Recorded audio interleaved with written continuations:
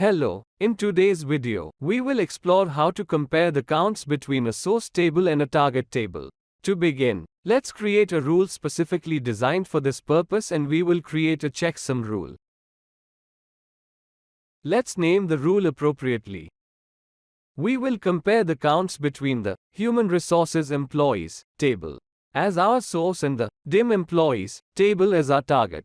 First, we need to set up the connection to the source table. In this case, our source connection is to the AdventureWorks database, and we will select the schema as human resources and the table as employer. Next, we set up the connection to the target table, which in this example is the AdventureWorks data warehouse. We select the schema as DPO and the table as dim employee.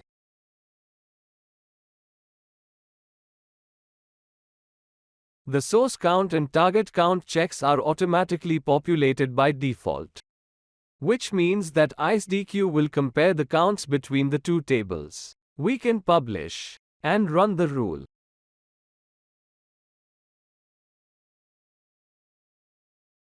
The rule is executed, and we receive a status warning.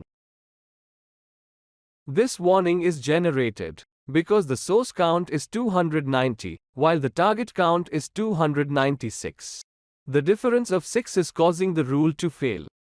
In summary, we have demonstrated how to compare counts between a source and a target table using iceDQ. Thank you. With iceDQ, automate data migration testing, ETL and big data testing, BI report testing, and production data monitoring. Get iceDQ today.